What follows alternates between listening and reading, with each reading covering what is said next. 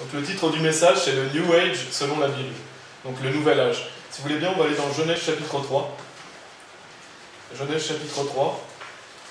Et donc ce sera une série de sermons, il y aura 3 sermons différents. Aujourd'hui, on va vraiment voir les fausses promesses que nous donne le Nouvel Âge par rapport aux promesses de la Bible. Et il y aura pas mal de lectures parce que je vais introduire qu'est-ce que c'est que le New Age, je vais parler un peu des fondateurs du New Age, donc il y aura pas mal de textes et de sources que je vais lire, de différentes sources sur Internet. Donc dans Genèse chapitre 3, on va lire des versets déjà 1 à 8, qui nous dit « Le serpent était le plus rusé de tous les animaux des champs que l'Éternel Dieu avait fait. Il dit à la femme, Dieu a-t-il réellement dit, vous ne mangerez pas de tous les arbres du jardin ? La femme répondit au serpent, nous mangeons du fruit des arbres du jardin. Mais quant au fruit de l'arbre qui est au milieu du jardin, Dieu a dit, vous n'en mangerez point et vous n'y toucherez point, de peur que vous ne mouriez. Alors le serpent dit à la femme, vous ne mourrez point. Mais Dieu sait que le jour où vous en mangerez, vos yeux s'ouvriront et que vous serez comme des dieux, connaissant le bien et le mal. La femme vit que l'arbre était bon à manger et agréable à la vue, et qu'il était précieux pour ouvrir l'intelligence. Elle prit de son fruit et en mangea. Elle en donna aussi à son mari, qui était auprès d'elle, et il en mangea. Les yeux de l'un et de l'autre s'ouvrirent, ils connurent qu'ils étaient nus, et ayant cousu des feuilles de figuier, ils s'en firent des ceintures. Donc, je choisis ce passage, déjà parce que beaucoup de gens ne connaissent pas l'histoire de l'humanité, de la chute de l'homme, la rébellion de l'homme face à Dieu, et aussi parce qu'on va revenir au versets 4 et 5 pour voir que le diable avait tenté l'homme donc de désobéir à Dieu, et donc dans le Nouvel Âge on retrouve cette notion qui est de vous ne mourrez point, vos yeux s'ouvriront et vous serez comme des dieux. Donc c'est pour ça que je choisis ce passage, on va en reparler un peu plus tard.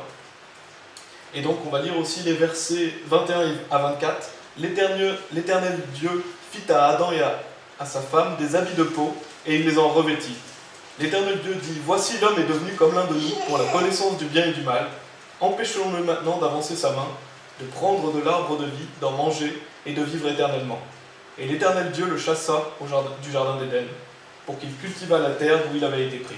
C'est ainsi qu'il chassa Adam, et il mit à l'orient du jardin d'Éden les chérubins qui agitent une épée flamboyante pour garder le chemin de l'arbre de vie. Donc on voit dans cette histoire la chute de l'homme, la rébellion de l'homme face à Dieu, et on voit que le diable a tenté Ève pour qu'elle désobéisse à Dieu, et c'est ce qui a entraîné la chute de l'homme et donc l'entrée du péché et de la mort dans le monde. Et on va je vais commencer par définir ce que c'est que le Nouvel Âge. Donc avant de me convertir à Jésus, j'étais dans le Nouvel Âge. On recherchait la vérité, et beaucoup de personnes qui cherchent la vérité passent par différents chemins. Moi je suis passé par le Nouvel Âge. Et justement je vais montrer à travers ces sermons à quel point c'est un piège, et que c'est toujours le même piège du diable. Donc, l'origine du Nouvel Âge, ce mouvement, et bien sûr c'est un sujet qui est très vaste. Le Nouvel Âge c'est vraiment vaste parce que beaucoup de personnes sont dans le New Age sans le savoir. Des personnes puisent un peu partout pour faire leur propre spiritualité, donc c'est très difficile de décrire ce que c'est que le New Age. Mais on va effleurer le sujet, on va voir pas mal de citations des personnes qui sont fondateurs ou des personnes qui ont grandement influencé ce mouvement.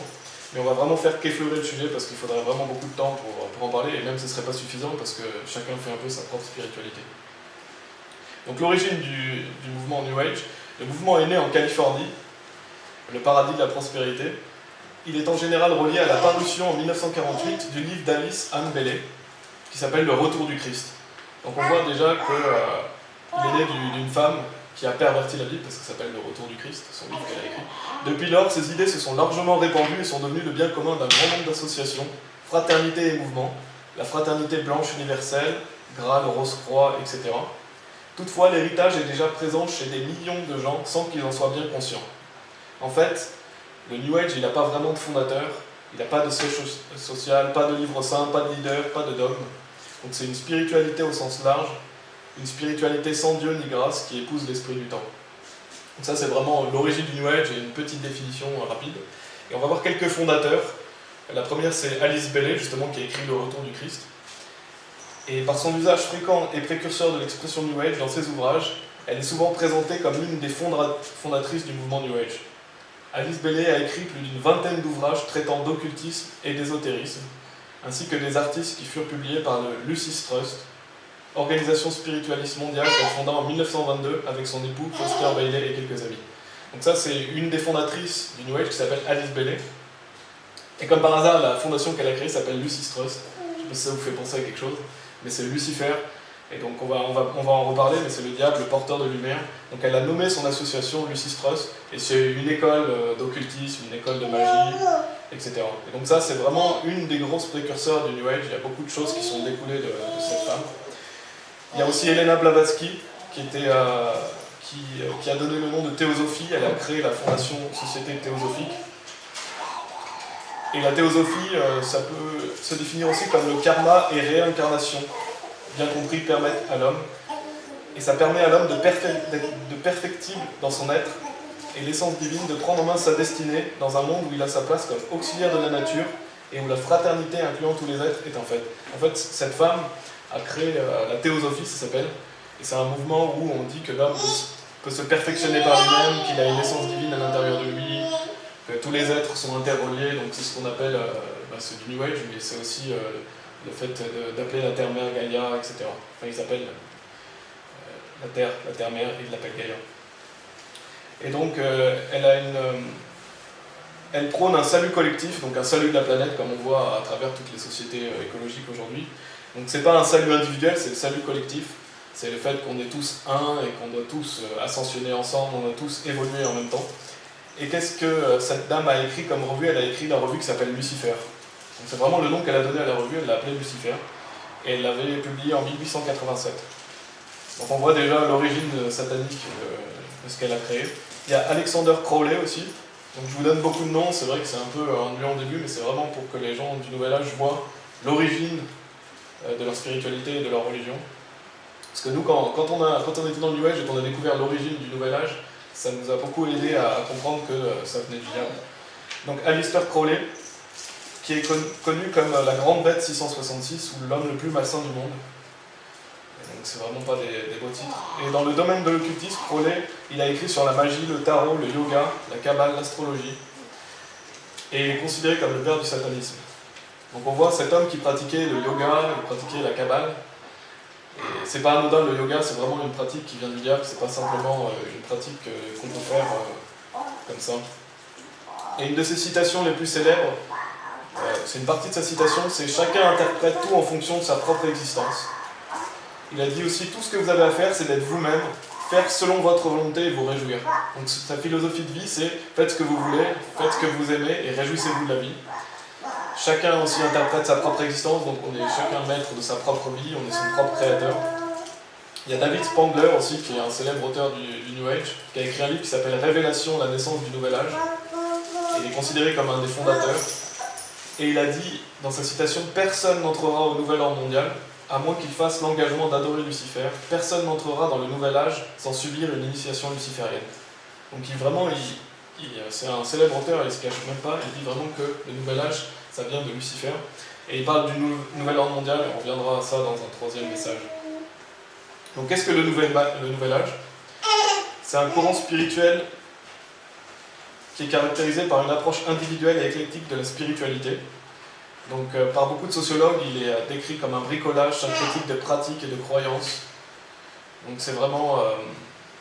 ce mouvement a pour vocation de transformer les individus par l'éveil spirituel et donc par voie de conséquence changer l'humanité. Donc c'est un mouvement qui est vraiment répandu aux États-Unis mais aussi en France, partout dans le monde.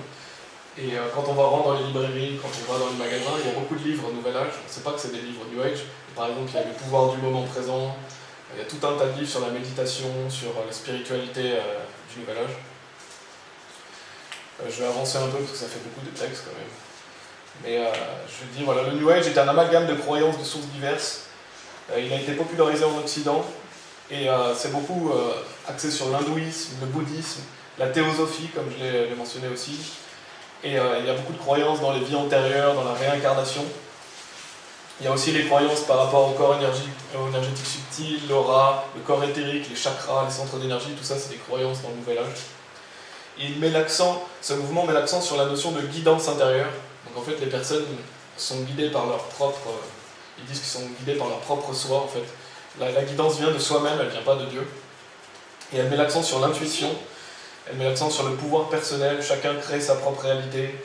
Il y a des notions aussi de guide de lumière, d'ange, on retrouve ces notions-là de maître ascensionné.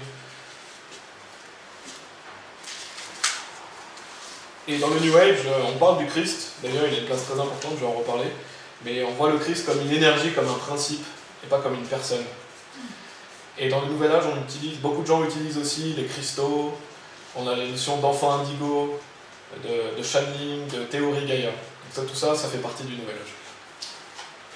Alice Bailey, justement, une des fondatrices du New Age, a dit, je vais citer une de ses citations aussi, elle a dit « L'avènement d'une nouvelle religion mondiale qui prendra la forme d'une approche de groupe unifiée et consciente du monde des valeurs spirituelles. » Donc elle lie le Nouvel Âge au Nouvel Ordre mondial. C'est ce qu'on va voir. En fait, le diable trompe et piège les personnes avec cette notion de créer une nouvelle terre, un nouveau monde. Et en fait, c'est ce qui va nous amener à la nouvelle religion mondiale et au nouvel ordre mondial de l'Antichrist. On va noter 5 courants principaux du New Age aussi. Donc il y a le channeling, c'est les personnes qui invoquent des esprits et qui disent qu'ils ont des révélations, qui écrivent des livres comme ça. Il y a la guérison et le développement personnel, c'est très courant aussi, les thérapies énergétiques, tout ça, ça fait partie du New Age. Il y a la philosophie de la nature aussi, donc on pourrait dire que le chamanisme aussi peut faire partie de ça. Toutes les personnes qui vénèrent la terre, qui appellent la terre leur terre-mère. Il y a le néopaganisme aussi, et il y a le thème de l'avènement d'un nouvel âge. Donc ça c'est très important dans le New Age, c'est cette notion du fait qu'il y aura un nouvel âge, il y aura une nouvelle terre. La conception de Dieu dans le New Age. Donc quelle est la conception justement de Dieu? Parce que tout le monde croit dans la Bible. Mais comment le nouvel âge définit Dieu? Dans le nouvel âge, on ne dit pas croire en Dieu, mais faire l'expérience de Dieu. Donc les gens ne disent pas moi je crois en Dieu, ils font l'expérience de Dieu. Et donc Dieu est vu comme une force de vie, c'est pas une personne. Et il est souvent défini comme la source, l'esprit infini, le principe universel, l'océan d'unité, etc. C'est comme ça que dans le New Age on l'appelle. Et donc le New Age se distance de tout particulièrement du Dieu qui juge et qui punit. Donc il n'y a pas de justice, il n'y a pas de punition, il n'y a pas de péché dans le Nouvel Âge. Et ça vient justement des traditions orientales comme l'hindouisme, le bouddhisme. Ça vient du paganisme aussi, parce qu'il y a beaucoup de paganisme, il y a beaucoup de gens qui vénèrent les principes féminins, masculins, etc. Et le divin est trouvé en soi. Donc dans le Nouvel Âge, on dit que Dieu est déjà en nous. Que les êtres humains contiendraient une étincelle divine, une divinité intérieure. Et donc il faut essayer de recontacter cette divinité intérieure que tous les êtres humains ont. Dans la figure christique, donc comme je l'ai dit, le Christ, c'est pas une personne, dans la Bible, c'est vraiment une énergie, c'est une force. Et c'est aussi notre objectif en tant qu'humain. Beaucoup de gens dans le New Age croient qu'on doit devenir Christ, qu'on doit être semblable à lui, donc qu'on doit quelque part ascensionner, qu'on doit suivre Christ qui est comme un maître ascensionné et devenir comme lui. Mais ils disent beaucoup que c'est une énergie, et donc par exemple que le Bouddha aussi pouvait être animé de cette énergie christique, Jésus-Christ, etc. Voilà, donc ça je vais passer un peu. Simplement pour terminer cette description du New Age, il faut vraiment savoir que le New Age connaît beaucoup de succès. Malheureusement, il y a vraiment beaucoup de gens qui pratiquent le Nouvel Âge sans le savoir forcément. Et il y a plusieurs millions de personnes qui le pratiquent. Il y a beaucoup de librairies, de boutiques qui diffusent des livres New Age. Et beaucoup de personnes, comme je l'ai dit, sont dans le Nouvel Âge sans le savoir. Et c'est pour ça que c'est vraiment un piège. C'est parce qu'il y a des personnes qui vont dire « Ah non, mais moi je suis pas dans le New Age », mais en fait ils le sont parce qu'ils pratiquent certaines théories du New Age. Ils font peut-être de la méditation ou du yoga, ou ils disent expérimenter le moment présent, d'essayer de recontacter avec l'essence intérieure. Tout ça, c'est du Nouvel Âge. Donc voilà. Et ça, c'était pour vraiment décrire le Nouvel Âge, pour donner un peu ses origines, ses fondateurs. Et comme je l'ai dit, on fait vraiment qu'effleurer le sujet. Et là, dans le sermon, donc, ce qu'on va faire, c'est qu'on va voir le New Age par rapport à la Bible. Maintenant qu'on a décrit ce que c'est que le New Age, on va voir quelles sont les promesses du Nouvel Âge, quelques promesses, parce qu'il y en a beaucoup. Et on va voir que ces promesses sont mensongères, c'est des promesses qui viennent du diable. Et on va voir ça en comparaison avec les promesses de la Bible, donc les promesses de Dieu, et les promesses de la Bible qui est la vérité. Donc comme on avait vu en Genèse chapitre 3, au verset 4 et 5, on avait dit « Alors le serpent dit à la femme, vous ne mourrez point, mais Dieu sait que le jour où vous en mangerez, vos yeux s'ouvriront, et que vous serez comme des dieux, connaissant le bien et le mal. » Donc là, le diable pervertit ce que Dieu a dit à Adam et Ève, parce que Dieu avait dit « Vous n'en mangerez point, et vous n'y toucherez point, de peur que vous ne mouriez. » Donc déjà, le diable commence à dire « Vous ne mourrez point », donc le diable ment. Et il insinue le doute, parce qu'il dit « Mais Dieu sait que le jour où vous en mangerez, vos yeux s'ouvriront. » Et il insinue le doute, et il ment, mais quelque part il y a une vérité, parce que leurs yeux vont vraiment s'ouvrir sur la connaissance du bien et du mal. Et par contre, bien sûr, ils ne sont pas comme des dieux, mais ils sont comme Dieu dans le sens où ils vont connaître le bien et le mal. Donc le diable fait souvent ça, il mêle des vérités avec des mensonges, mais les mensonges qu'il met dans les vérités sont suffisants pour condamner les gens. Et le premier point qu'on va voir, c'est le fait que dans le New Age, il y a un monsieur français qui a écrit un livre qui s'appelle Pèlerin du Cosmos. Et ce monsieur fait pas mal de conférences, il est assez connu. Et il y a cette notion du fait que dans le Nouvel Âge, on est voyageurs sur la Terre. Et cette notion que notre âme et notre esprit sont déjà vivants, c'est-à-dire que vous êtes voyageurs sur la Terre, et quoi qu'il arrive, vous allez aller à la vie éternelle. Vous allez continuer votre vie, la vie continue parce qu'il n'y a pas de justice, il n'y a pas de jugement, il n'y a pas d'enfer en fait. Et ça c'est un mensonge, c'est comme le diable qui disait « vous ne mourrez point ». Le diable leur disait « vous n'allez pas mourir ». Le New Age dit « vous n'allez pas mourir ». Parce que vous allez continuer, votre vie va continuer, c'est automatique d'avoir la vie éternelle dans le Nouvel Âge. Et la vie éternelle est par soi-même, en fait, on n'a pas besoin de Dieu, on n'a pas besoin de sauveur. Et c'est cette notion de pèlerin du cosmos, parce qu'il y a beaucoup de gens dans le Nouvel Âge qui croient qu'ils vont se réincarner sur Terre ou sur une autre planète, ou qui vont continuer dans l'univers sous une autre forme d'énergie. Et c'est une bonne chose de se considérer pèlerin sur la Terre, parce que c'est ce que je vais montrer dans la Bible, les notions d'être pèlerin sur la Terre. Mais le Nouvel Âge, le diable prend une promesse de Dieu et la pervertit, et c'est ce qu'on va voir. Parce que l'éternité est une pensée qui est dans le cœur de l'homme. Donc tous les hommes, à un moment donné, vont penser à l'éternité, parce que c'est normal que Dieu a mis la pensée de l'éternité dans leur cœur. Et d'ailleurs, on va lire un petit texte à ce sujet. Donc j'ai pas lu le livre, donc je ne peux pas vous dire si le livre est bien ou pas, mais c'est le livre qui s'appelle L'éternité dans leur cœur. Et c'est pour vous montrer que même les peuples autochtones, même les peuples de l'époque, avaient cette pensée de l'éternité dans leur cœur. Et donc, ça prouve que l'homme réfléchit à sa destinée et l'homme sait au fond de lui qu'il y a un Dieu créateur.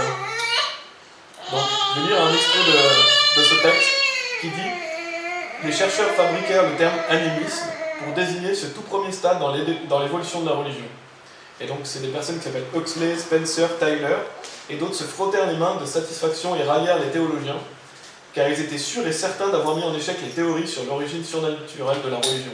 Ces gens disent que la religion a évolué avec l'homme.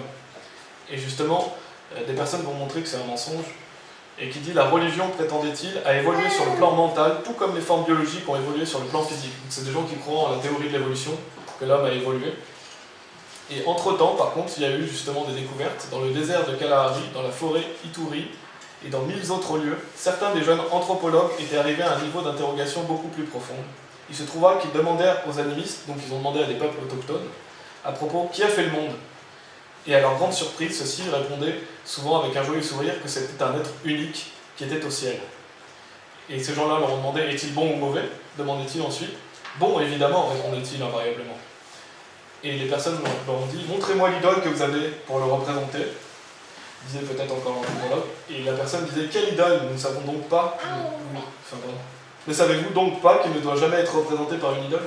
Donc ces gens-là, ces peuples autochtones qui n'avaient aucune connaissance très certainement du christianisme, savaient qu'il y avait un Dieu créateur qui existait, et ils savaient au fond d'eux qu'il ne fallait pas faire d'idole.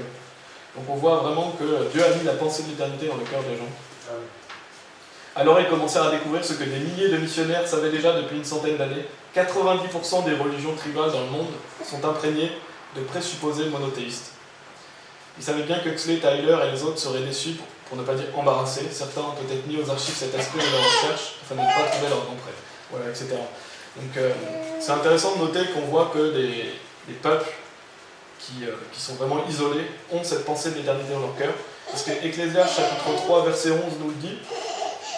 Il est dit « Il a fait toutes choses belles en son temps, même il a mis dans leur cœur la pensée de l'éternité, bien que l'homme ne puisse pas saisir l'œuvre que Dieu fait du commencement jusqu'à la fin. » Donc on voit que Dieu a mis la pensée de l'éternité dans le cœur de l'homme.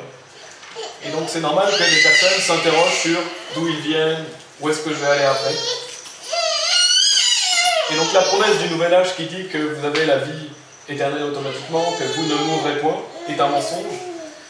Mais la Bible parle du fait d'être pèlerin sur la terre. On va le lire dans 1 Pierre chapitre 2 verset 11. 1 Pierre chapitre 2 verset 11.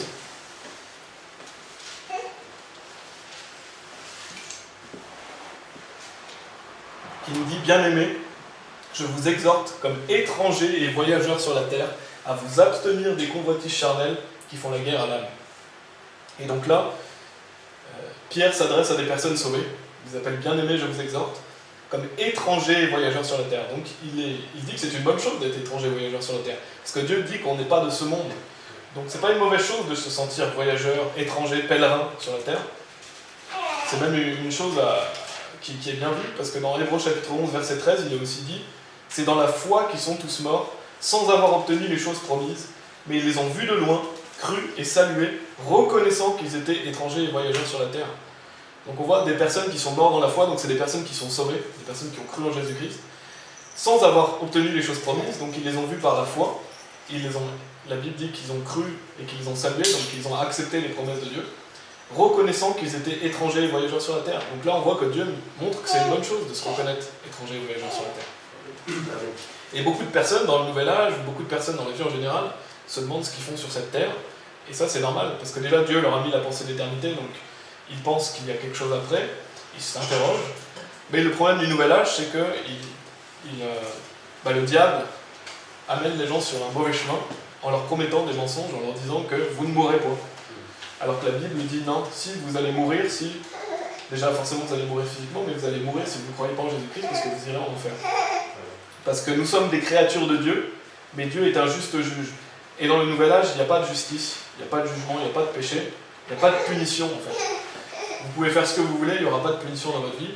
Le problème que vous pourrez peut-être rencontrer, c'est que vous aurez une plus mauvaise réincarnation, vous n'allez pas évoluer plus rapidement que les autres. Et donc il n'y a pas vraiment de vérité et il n'y a pas vraiment de sauveur. Alors que la Bible dit dans Jean chapitre 3 verset 36, « Celui qui croit au Fils a la vie éternelle, celui qui ne croit pas au Fils ne verra point la vie, mais la colère de Dieu demeure sur lui. » Donc la Bible est claire, si vous croyez au Fils, vous avez la vie éternelle, mais si vous ne croyez pas au Fils, la colère de Dieu demeure sur vous. Donc Dieu est en colère, et si vous mourrez dans vos péchés, vous irez en enfer. Et dans le Nouvel Âge, il n'y a pas de notion d'enfer. D'ailleurs, la Bible dit tous les menteurs auront leur part dans le lac qui brûle avec le feu et le soufre qui est la seconde mort. Donc l'enfer existe vraiment, et si vous mourrez dans vos péchés, vous irez en enfer. La vie éternelle, elle n'est pas automatique, en fait c'est un cadeau que Dieu fait, mais il faut l'accepter. Dans Romains 6, 23, bien sûr, qu'on connaît, il nous dit « Car le salaire du péché est la mort, mais le don de Dieu est la vie éternelle par Jésus-Christ notre Seigneur. » Donc oui, on va mourir physiquement, mais ce que dit pas le New Age, c'est qu'on va mourir de la seconde mort si on ne croit pas en Jésus-Christ. On va en enfer si on meurt dans nos péchés. D'ailleurs, la Bible dit « Et comme il est réservé aux hommes de mourir une seule fois, après quoi vient le jugement. » Donc il n'y a pas de réincarnation. Cette notion de réincarnation, c'est un mensonge qui vient du bouddhisme. Vous mourrez une fois, et après quoi vient le jugement. Donc si vous avez cru en Jésus-Christ, vous n'irez pas en jugement. Vous avez la certitude d'aller au paradis, mais si vous n'avez pas cru en Jésus-Christ, vous serez jugé et condamné pour vos péchés. Et vous êtes certain d'aller en enfer malheureusement. Il n'y a pas de réincarnation. Et ce que je voulais aussi noter, c'est que peut-être que des personnes dans le Nouvel Âge se disent « Mais alors comment ces peuples autochtones qui ne connaissent pas Jésus-Christ, qui n'ont pas entendu l'Évangile, comment ils font ?» Et déjà on a vu que ces peuples autochtones ont la pensée de l'éternité dans leur cœur, donc ils savent que Dieu existe. Mais la Bible aussi nous dit dans Romains chapitre 1 verset 20 « En effet, les perfections invisibles de Dieu, sa puissance éternelle et sa divinité se voient comme à l'œil depuis la création du monde. Quand on les considère dans ses ouvrages, ils sont donc inexcusables. » Donc la Bible est claire, on est inexcusable parce que Dieu se voit dans sa création. On peut voir à travers la nature, on peut voir à travers le ciel que Dieu existe, qu'on a un créateur. Donc on n'a pas d'excuse. On ne peut pas dire « Ah oui, mais moi j'avais pas entendu parler de Jésus-Christ. » Parce que Dieu se voit et Dieu nous a mis la pensée d'éternité, Dieu se voit dans sa merveilleuse création. La Bible dit d'ailleurs « Les cieux racontent la gloire de Dieu et l'étendue manifeste l'œuvre de ses mains. » Donc rien que le fait de regarder le ciel, ça montre la gloire de Dieu.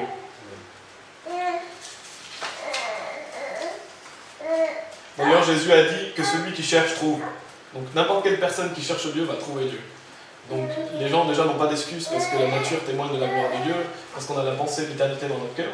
Mais en plus, la Bible dit que n'importe qui voudra savoir la vérité, Dieu va se révéler à lui. Et n'importe quelle personne qui cherche la vérité va la trouver. Dieu dit qu'il est le rémunérateur de ceux qui le cherchent. Donc ça veut dire que Dieu répond à la prière de quelqu'un qui cherche Dieu. On le voit à travers Corneille, par exemple, dans le livre des Actes.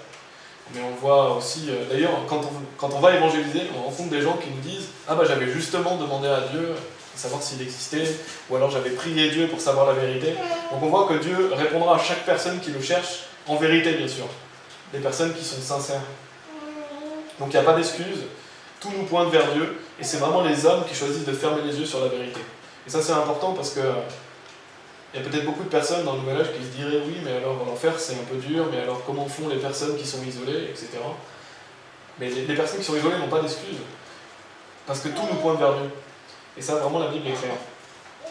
Et parce que Dieu a déjà tout accompli pour nous, il a déjà envoyé Jésus-Christ pour qu'on ait la vie éternelle gratuitement. Donc cette notion d'avoir la vie éternelle automatiquement, c'est vraiment un mensonge. C'est vraiment la même chose que le diable avait dit dans Genèse, vous ne mourrez point. Et c'est toujours ce même piège de faire croire à l'homme qu'il est éternel par lui-même. Pour avoir la vie éternelle, il faut croire en Jésus. Le deuxième point, donc là on a vu le pèlerin du cosmos, c'est vraiment un livre qui est assez connu dans le Nouvel Âge. Et le fait de se considérer voyageur sur la terre, c'est une bonne chose, parce que la Bible parle de cela. Mais il faut croire en Jésus-Christ pour avoir la vie éternelle. Et le deuxième point, c'est cette notion d'illumination qu'on retrouve beaucoup dans le bouddhisme. Le fait d'être illuminé. Mais dans le Nouvel Âge, on appelle ça l'éveil des consciences. Et ça rejoint ce qu'a dit le diable dans le jardin d'Éden. Il a dit, mais Dieu sait que le jour où vous en mangerez, vos yeux s'ouvriront. Donc le diable fait croire que leurs yeux vont s'ouvrir pour quelque chose de bien. Et dans cette notion d'illumination dans le bouddhisme, c'est faire croire à l'homme qu'il va s'éveiller pour quelque chose de bien. Mais c'est un mensonge. Et d'ailleurs, cette notion d'éveil, on appelle ça aussi l'expérience mystique, la réalisation de soi. Et donc c'est un mensonge du Nouvel Âge. On va lire à ce sujet un texte, justement pour définir ce que c'est que l'éveil spirituel, l'éveil des consciences. Donc la notion d'éveil spirituel, qui est appelée également illumination, réalisation de soi, libération, ou simplement éveil, elle est communément associée au bouddhisme et à l'hindouisme. Elle est désignée dans plusieurs traditions religieuses, philosophiques et spirituelles. Et ce serait censé nous apporter un retour à notre véritable nature, un abandon de l'ego, un aboutissement d'un chemin spirituel. Et donc dans le New Age, les gens le définissent vraiment comme ils veulent, mais il y a vraiment cette notion d'éveil, cette notion de prise de conscience, éveil des consciences, etc. Et bien sûr, comme je l'ai dit, c'est un mensonge du diable, et c'est une imitation de Dieu, parce que le diable imite Dieu. Ce que fait le diable pour attirer les gens dans des fausses religions, c'est qu'il imite Dieu. Et dans le Nouvel Âge, c'est la même chose, il fait croire aux gens qu'ils arriveront à l'illumination, à ouvrir les yeux par eux-mêmes. Parce que la Bible parle de ça, la Bible parle de l'illumination, la Bible parle du fait d'être éclairé, mais c'est pas par nous-mêmes qu'on l'est, c'est que lorsqu'on croit en Jésus-Christ, on a cette nouvelle naissance. Et c'est vraiment cette notion d'illumination, c'est le fait que lorsque vous croyez en Jésus-Christ, vous avez la nouvelle naissance, et vous avez l'Esprit Saint en vous, et vous avez des écailles qui tombent dans vos yeux. Et dans Marc chapitre 10, on va aller dans Marc chapitre 10 si vous voulez bien. On a une histoire de Bartimée, qui montre bien le fait que tous les hommes sont aveugles spirituellement.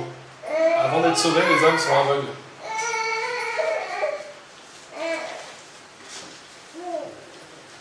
Dans Marc chapitre 10.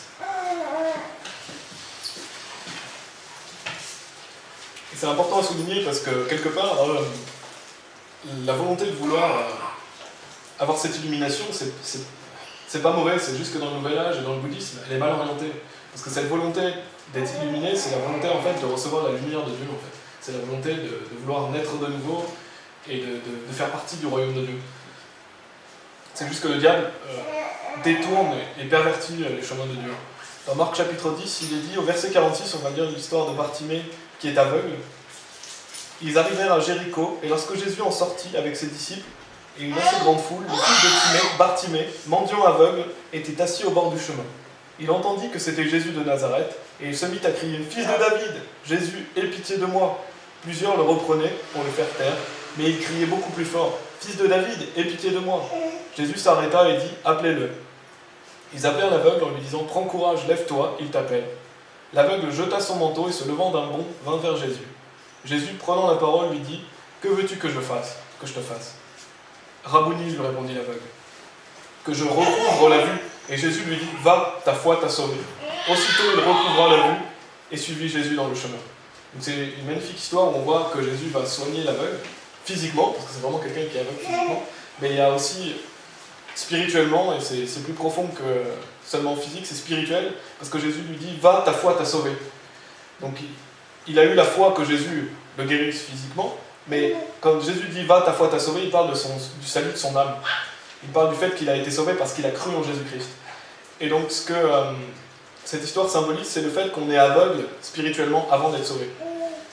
Tous les humains sont aveugles, la Bible dit nous suivions chacun notre propre chemin. C'est pour ça que les gens suivent leur propre chemin, ils sont aveugles. Ils ont besoin de quelqu'un qui leur explique l'évangile, ils ont besoin de quelqu'un qui leur dise comment être sauvés, afin que lorsqu'ils croient en Jésus-Christ, ils ouvrent les yeux sur le monde dans lequel on vit, donc qu'ils reçoivent l'Esprit Saint en fait. Et c'est ça, c'est la vraie illumination. Il y a le mot illuminé dans Ephésiens chapitre 1 verset 18. Ça ne parle pas forcément du salut à ce moment-là, parce que c'est des personnes déjà sauvées, mais on retrouve ce mot illumination, et on va voir, on retrouve le mot éclairé. Éclairé, c'est un synonyme de illuminé aussi. Cette notion d'illumination, c'est la nouvelle naissance. Et il est dit dans Actes chapitre 26, verset 18, Jésus parle à Paul et lui dit « Afin que tu leur ouvres les yeux pour qu'ils passent des ténèbres à la lumière et de la puissance de Satan à Dieu, pour qu'ils reçoivent par la foi en moi le pardon des péchés et l'héritage avec les sanctifiés. » Donc on voit que Dieu dit à Paul afin que tu ouvres leurs yeux. Donc pourquoi ? Parce qu'ils sont aveugles spirituellement, ils ont besoin d'écouter l'évangile afin d'ouvrir les yeux pour qu'ils puissent passer des ténèbres à la lumière et du pouvoir de Satan et de la puissance de Satan à Dieu, donc pour qu'ils soient sauvés. Parce qu'après il dit par la foi en moi. Et dans Actes chapitre 9 aussi, on va aller dans Actes chapitre 9 si vous voulez bien. On va lire les versets 7 à 9. Donc c'est sur le chemin de Damas, quand Jésus-Christ va parler à...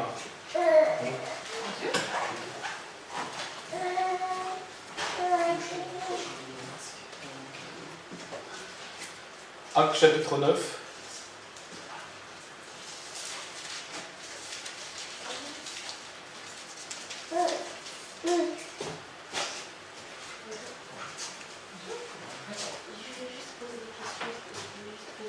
Actes chapitre 9, versets 7 à 9.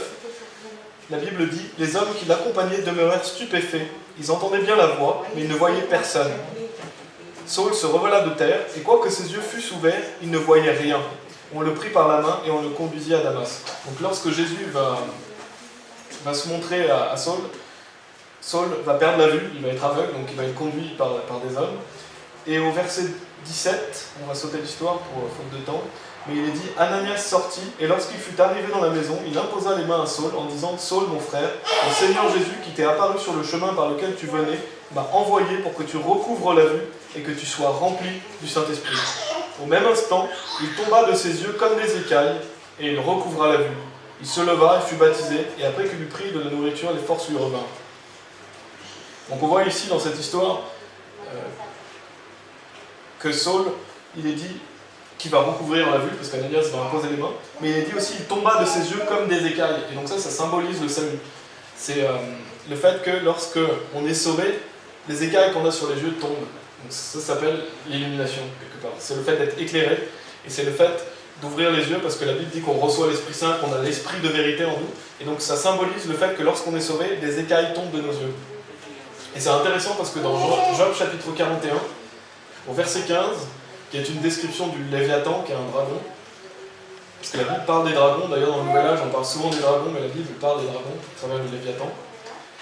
Et bien il y a un verset dans Job chapitre 41, verset 15, qui nous dit « Ces écailles sont sa fierté », donc en parlant des écailles du Léviathan, jointes étroitement comme fermées avec un sceau. Donc bien sûr là Dieu décrit le Léviathan, et c'est intéressant de noter que ces écailles sont sa fierté, jointes étroitement comme fermées avec un sceau. Et en fait ça représente, parce qu'on a ce mot écaille dans ce passage, mais aussi avec Paul, ça représente le fait que ces écailles sont fermées comme avec un sceau en fait, on ne peut pas l'ouvrir. Elles sont tellement bien fermées qu'il y a un sceau qui fait qu'on ne peut pas les enlever par nous-mêmes. Et ça représente le fait qu'on ne peut pas se sauver soi-même, le fait qu'on ne peut pas ouvrir les yeux par soi-même, et on a besoin de cette nouvelle naissance. Et bien sûr, on choisit de croire en Jésus-Christ, c'est-à-dire que chaque personne a le choix d'être sauvée. Je ne veux pas dire qu'on doit avoir la nouvelle naissance pour être sauvé, parce que ça c'est un mensonge. On croit en Jésus-Christ pour avoir la nouvelle, et on a la nouvelle naissance. Mais c'est cette nouvelle naissance qui nous permet justement d'avoir ces écailles qui tombent et de recevoir l'esprit de vérité. Et donc à travers ce verset, dans Job chapitre 41, verset 15, on voit que ces écailles, on ne peut pas les enlever par nous-mêmes. Et d'ailleurs, c'est marrant aussi parce que la Bible nous dit qu'on reçoit l'Esprit Saint et qu'on en est scellé jusqu'au jour de la rédemption. Donc c'est cette notion de sceller l'Esprit Saint, et là on voit que nos yeux sont fermés comme avec un seau en fait, par ces écailles. Et dans Job chapitre 33, aussi au verset 30, il y a un autre verset qui est vraiment intéressant. Job chapitre 33, verset 30, qui nous dit « Pour ramener son âme de la fosse, pour l'éclairer de la lumière des vivants. » Et donc là, c'est vraiment un verset qui parle du salut. Et déjà, ramener son âme de la fosse, c'est le fait d'être sauvé de l'enfer, le fait d'être pardonné de nos péchés pour aller au paradis. Et il est dit pour l'éclairer de la lumière du vivant. Et l'éclairer, éclairer, c'est un synonyme de illuminer. Donc on pourrait dire pour l'illuminer de la lumière des vivants. Donc cette illumination, elle peut être possible que par la lumière des vivants. Et qui est la lumière des vivants ? Il faut aller dans Jean chapitre 1. On va lire Jean chapitre 1.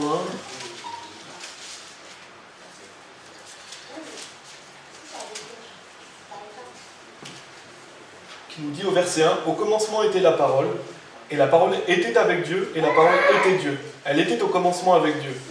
Toutes choses ont été faites par elle, et rien de ce qui a été fait n'a été fait sans elle. En elle était la lumière, en elle était la vie, et la vie était la lumière des hommes. La lumière luit dans les ténèbres, et les ténèbres ne l'ont pas reçue. » Donc on voit ici, ça parle de Jésus-Christ, la parole c'est Jésus-Christ. Donc ce verset montre d'ailleurs que Jésus-Christ est le Créateur, qu'il est Dieu. Le Dieu de la Bible est un Dieu trinitaire. Et il est dit que Jésus est la lumière des hommes. Donc il y a d'autres versets qui disent qu'il est la lumière du monde. Donc Jésus-Christ est la lumière des vivants. Donc en fait, ce que dit Job, chapitre 33, verset 30, c'est qu'on est éclairé par la lumière des vivants, parce que lorsqu'on croit en Jésus-Christ, on reçoit la vie éternelle. Jésus est la vie éternelle. On reçoit la vie, et donc on est éclairé par la lumière des vivants. Et donc ce jour-là, on a la nouvelle naissance. Et c'est cette illumination que beaucoup de gens recherchent à travers des pratiques mensongères. Et ben, elle a lieu le jour où vous croyez en Jésus. Vous êtes éclairé de la lumière des vivants. Parce qu'il est dit, l'éclairer de la lumière des vivants, c'est vraiment, on voit que c'est un événement. C'est le fait d'être éclairé une fois pour toutes.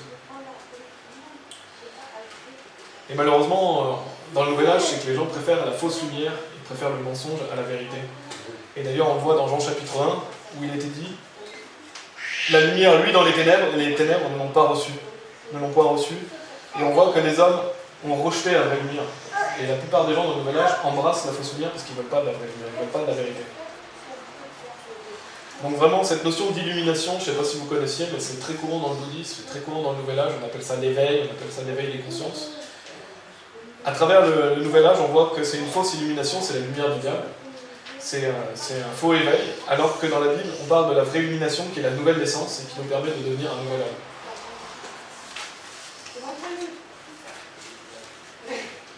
Et dans le Nouvel Âge, on a aussi cette notion de nouvelle terre, de nouveau monde.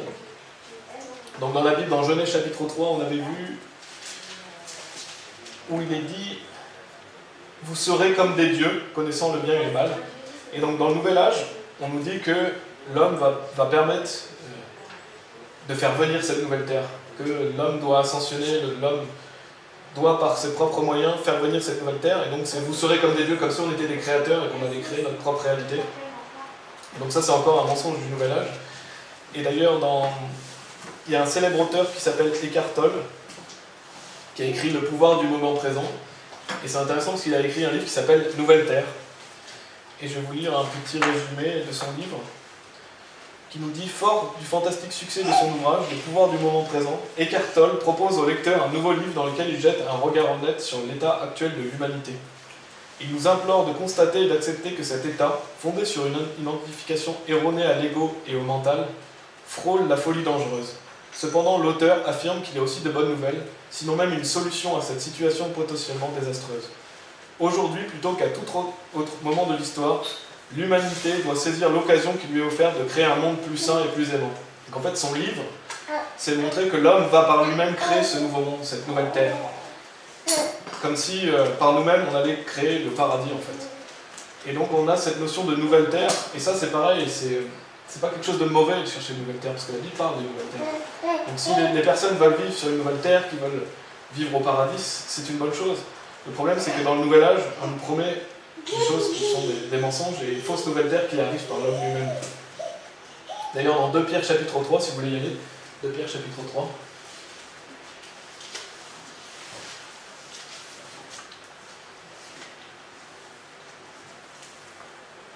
on a cette notion de nouvelle terre, où il est dit, puis donc que toutes ces choses doivent se dissoudre, quelle ne devez-vous pas être par la sainteté de la conduite et par la piété, attendant et attend l'avènement du jour de Dieu, jour à cause duquel les cieux enflammés se dissoudront et les éléments embrasés se fondront.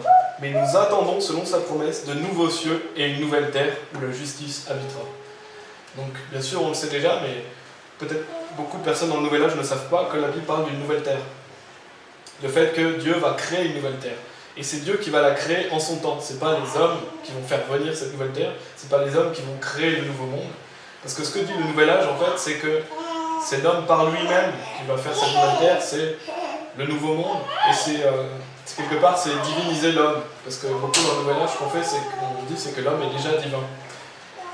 Et justement, à la fin des temps, la Bible nous parle de l'Antichrist, et on en reparlera dans un autre message, mais il est l'aboutissement de cette idée de l'homme divinisé. Et dans le Nouvel Âge, c'est ce qu'on fait. On se croit soi-même Dieu, on croit que Dieu est déjà en nous. Et cette nouvelle terre que promet le Nouvel Âge, ce nouveau monde, en fait, c'est le nouvel ordre mondial. Ça, on en reparlera aussi. Et dans Apocalypse chapitre 21, je ne vais pas relire, mais des versets 1 à 7, je vais juste lire peut-être un petit extrait, mais la Bible nous parle de la nouvelle terre. Il nous montre que c'est Dieu lui-même qui va créer cette nouvelle terre. On va lire notamment le verset 5. Et celui qui était assis sur le trône dit « Voici, je fais toutes choses nouvelles. » Et il dit, écrit, car ses paroles sont certaines et véritables. Et il me dit, c'est fait. Je suis l'alpha et l'oméga, le commencement et la fin. À celui qui a soif, je donnerai de la source de l'eau de vie gratuitement. Donc, Jésus-Christ est le Créateur. On voit dans ces versets que Jésus-Christ est Dieu. Et il dit, voici, je fais toutes choses nouvelles. Donc c'est Jésus, c'est Dieu lui-même qui va faire cette nouvelle terre. C'est pas nous-mêmes qui allons amener cette nouvelle terre. Et il y a aussi cette notion dans le Nouvel Âge de créer son propre paradis. Il y a beaucoup de gens qu'on rencontre qui disent moi je vais créer mon propre paradis à travers par exemple la permaculture, mais à travers aussi le chamanisme, à travers différentes pratiques. Dans le Nouvel Âge, on dit qu'on va créer son propre paradis. Et c'est pas une mauvaise chose de faire de la permaculture, de cultiver, mais eux croient qu'ils vont créer leur propre paradis. Et dans Genèse chapitre 3, donc on a lu tout à l'heure, on a lu aussi les versets... on va dire voilà le verset 23, où la Bible dit « Et l'Éternel Dieu le chassa du jardin d'Éden pour qu'il cultivât la terre d'où il avait été pris. C'est ainsi qu'il chassa Adam, et il mit à l'orient du jardin d'Éden les chérubins qui agitent une épée flamboyante pour garder le chemin de l'arbre de vie. » Donc on voit que l'homme a été chassé du jardin d'Éden à cause du fait qu'il se rebellé contre Dieu. Et ce qui est intéressant de noter, c'est que Dieu a chassé l'homme du jardin d'Éden pour qu'il aille cultiver la terre. Et donc on voit que on ne peut pas créer son propre paradis sur terre, Dieu nous a chassés du paradis. Et c'est Dieu lui-même qui va justement amener le paradis. Et il a même mis des anges pour garder ce paradis. Donc personne ne peut aller par lui-même au paradis et personne ne peut créer son propre paradis sur terre. Ça c'est vraiment un mirage. Donc, comme j'ai dit, c'est une bonne chose de cultiver, c'est une bonne chose de faire ces choses-là, mais de vouloir créer son propre paradis, de vouloir créer sa nouvelle terre, c'est un mensonge du diable de nous faire croire qu'on peut y arriver par nous-mêmes. Amen. Là, je vais faire un dernier point et je continuerai le reste plus tard. Bon, moi, je vais parler brièvement de ça, mais l'un des plus gros pièges du New Age, c'est le fait de vouloir être semblable à Dieu. Et ça, c'est ce qui est écrit dans Isaïe, c'est ce que le diable voulait. Le diable voulait être comme le plus haut. Et dans le New Age, on nous fait croire qu'on peut être semblable à Dieu, qu'on est son propre créateur, que Dieu est déjà en nous. Et c'est donc comme le diable quand il dit « vous serez comme des dieux ». Et à ce sujet, on va lire quelques passages, et je reviendrai après dans un autre message là-dessus. Mais qu'est-ce que dit justement le New Age par rapport à ça? Donc le divin, il est trouvé en soi, on peut le trouver en nous-mêmes dans le Nouvel Âge, et il y a un philosophe, Michel Lacroix, qui a dit « L'idée d'un Dieu personnel et transcendant est étrangère au New Age, pour qui il n'existe dans l'univers qu'une énergie impersonnelle. C'est en fin de compte l'homme lui-même qui est Dieu. » Donc en fait, dans le Nouvel Âge, c'est l'homme lui-même qui est Dieu. Dieu est déjà dans l'homme, on doit juste reconnecter quelque part avec ce Dieu qui est en nous, ou on doit devenir Christ. Et ça, c'est vraiment un piège du diable. Par exemple, on voit dans Isaïe chapitre 14. Je vais terminer là-dessus et on reviendra plus tard sur les autres points. Il est dit, au verset 12, « Te voilà tombé du ciel, astre brillant, fils de l'aurore, tu es abattu à terre, toi le vainqueur des nations. Tu disais en ton cœur, je monterai au ciel, j'élèverai mon trône au-dessus des étoiles de Dieu. Je m'assirai sur les montagnes de l'assemblée, à l'extrémité du septentrion. Je monterai sur les sommets des nues, je serai semblable au Très-Haut. » Donc qu'est-ce que voulait le diable? Il voulait la place de Dieu, il voulait être semblable au Très-Haut. Et c'est justement ce que le New Age prône, cette volonté d'être égal à Dieu, ou d'être soi-même Dieu, que Dieu est déjà en nous. Donc on voit que ça vient vraiment du diable. Et la prochaine fois, justement, on va développer un peu cette partie. On verra aussi cette notion de lumière dans le Nouvel Âge. Parce qu'on parle de lumière, on parle souvent de la lumière, mais c'est une fausse lumière. Et pour terminer, pour conclure ce message, on va finir dans Genèse chapitre 3, au verset 21, qui nous dit « L'Éternel Dieu fit à Adam et à sa femme des habits de peau, et il les en revêtit. » Et donc ça symbolise vraiment le salut. Et vous ne pourrez pas être sauvé par le Nouvel Âge. Il faut vraiment que vous croyez en Jésus-Christ pour justement vous revêtir de la justice de Jésus-Christ, pour être pardonné de vos péchés.